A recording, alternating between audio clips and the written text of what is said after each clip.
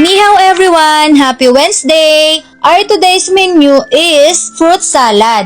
Diba nung isang araw ko pa kinikrave yun? Tapos ang sabi ko, dapat kahapon ako namili. Ang kaso nga lang, yung ulan super duper ang lakas. 6 PM na nga nag-stop Nung pagka-stop nga mismo ng ulan, doon pa lang ako nakapag-grocery. Super late na talaga. At nakauwi ako mga 8:30 PM na. So hindi ko nagawa kahapon. Kaya today, yun ang ating gagawin.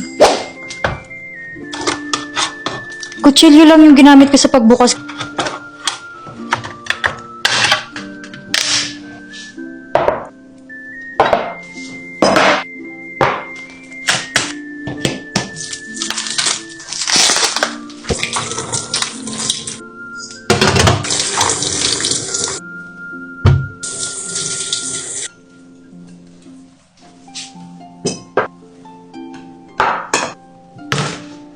Tanggalin naman natin yung sabaw ng fruit cocktail.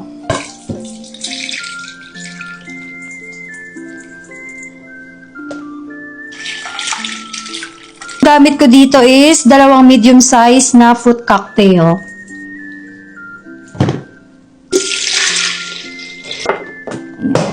Na-chill ko na rin naman tong all-purpose cream 24 oras. Tatanggalin naman natin ang sabaw ng nata de coco. Ako naman sobrang dali lang buksan ko tapos yung kamay ko tapos pinagpawisan yung color white. Nagmo-moist ba? Ang kaong ko. Red kaong? 3 kaong ba? Hindi ko sila sinasama. And then yung coffee jelly. Okay. Balatan na natin yung apple.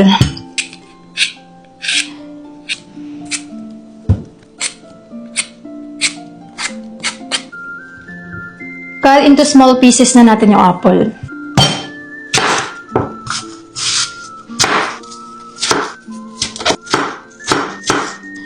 Pang masyadong maliit.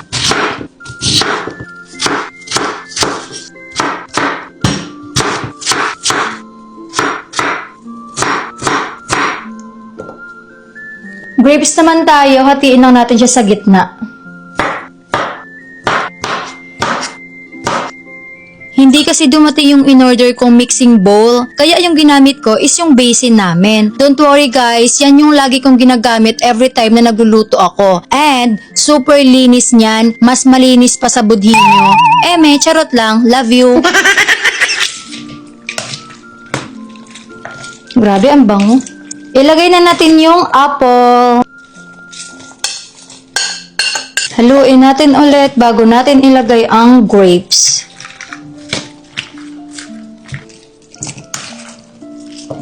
Ilagay na natin yung grapes. Haluin ulit.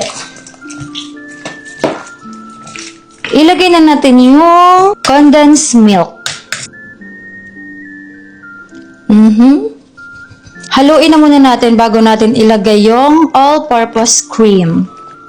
Wow! Grabe yung yung fruits. No.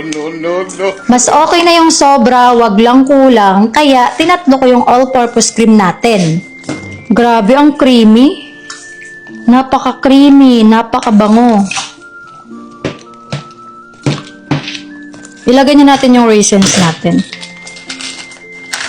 Saktong-sakto lang talaga siya. Halo ulit.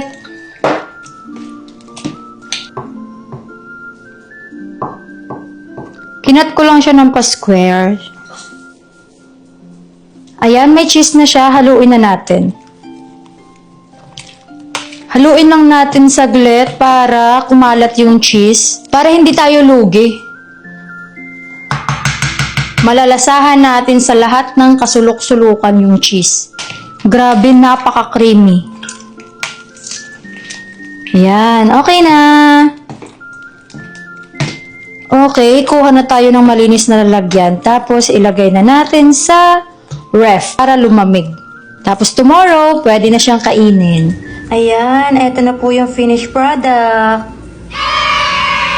O, diba? Napaka-creamy. Try tayo konti.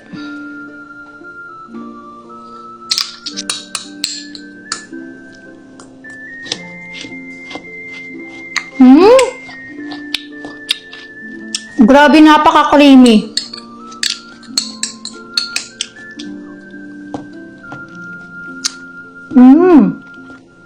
Sarap.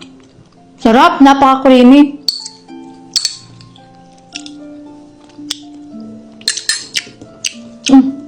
So, yun lang. Bye-bye.